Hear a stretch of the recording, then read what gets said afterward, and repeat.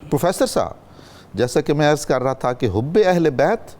ہمیں بالوضاحت بتائیے کہ اس کے بغیر ہمارا ایمان کامل نہیں ہے، اور فضائل اہل بیت کیا ہیں، اور ان میں خاندان رسول صلی اللہ علیہ وآلہ وسلم میں سیدنا امام حسین علیہ السلام کا کیا مرتبہ اور مقام ہے؟ بسم اللہ الرحمن الرحیم۔ اللہم صلی علی محمد وعلی آل محمد وبارک وسلم۔ بہت شکریہ محترم ڈاکٹر صاحب۔ جب ہم قرآن و سنت کی روشنی میں ایک مسلمان ہونے کے ناطے غور و فکر کرتے ہیں تو قرآن کریم کے صفحات جلی حروف میں ہر ناظر کو یہ بتا رہے ہیں کہ تیرے لیے اللہ نے جن سے محبت کرنا لازم قرار دیا ہے وہ نبی اکرم رحمت عالم صلی اللہ علیہ وسلم کا یہ خاندان۔ سبحان اللہ، سبحان اللہ۔ حضور نبی اکرم رحمت عالم صلی اللہ علیہ وسلم کو جب قرآن کریم احب الیکم من اللہ ورسولہ وجہاد فی سبیلہ کی روشنی میں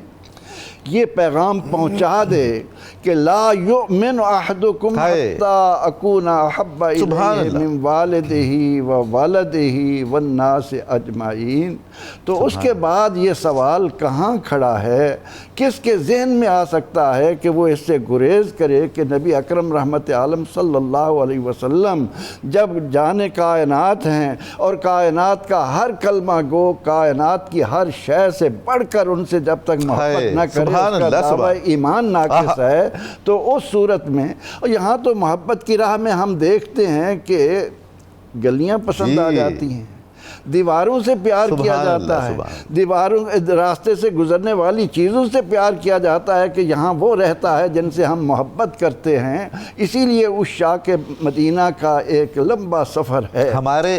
ائمہ مدینہ منورہ کی دیواریں چومتے تھے۔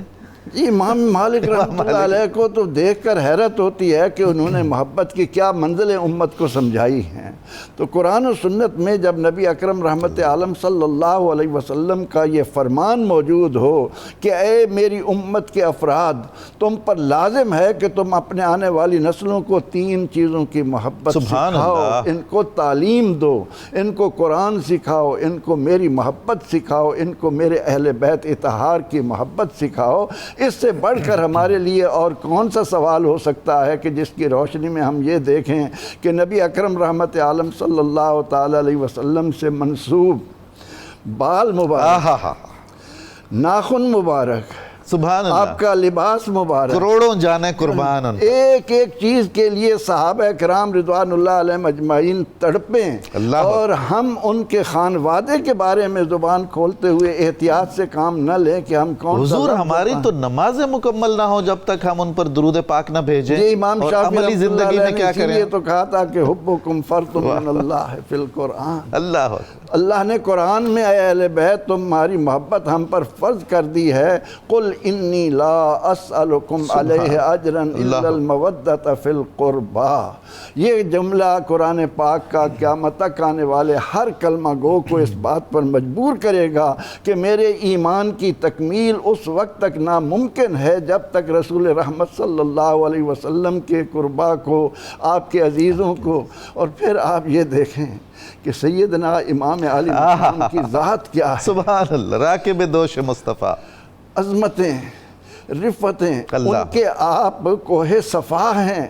آپ دنیا میں جب تشریف لانے سے پہلے ماں کے شکم میں ہوں گی، اور امام المرسلین صلی اللہ علیہ وسلم نماز فجر کے لیے جاتے ہوئے دروازے پر کھڑے ہو کر یہ فرماتے ہوں گے کہ اے اہل بیت اطہار صلاۃ صلاۃ، آپ تو ماں کے شکم میں یہ سنتے ہوں گے، اور پھر یہ کہ آپ کو یہ شرف ہے کہ جب آپ نے دنیا میں قدم حضور انہوں نے تو یہ ساری چیزیں یوم الست کو بھی سن لی تھیں اور لبیک بھی کہا تھا،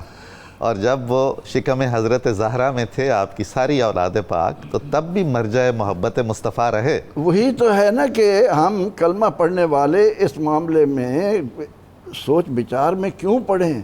نبی اکرم رحمت عالم صلی اللہ تعالی علیہ وسلم نے جن کو لعاب دہن دنیا میں آتے ہی عطا کیا سبحان ہو، اللہ، آپ کی صدائے مبارک ان کے کانوں میں تکبیر و اقامت کی صورت میں گونجی ہو، ان کو گود میں ہی لے لینا، حضرت حضور علیہ السلام کا اور حضرت علی کرم اللہ وجہ، ان دونوں کو کیا شرف کیا ہے، بات، ان سے جس چیز کی نسبت ہوگی وہ دنیا و آخرت سے سب سے سبحان نمایاں۔ اللہ، سبحان اللہ۔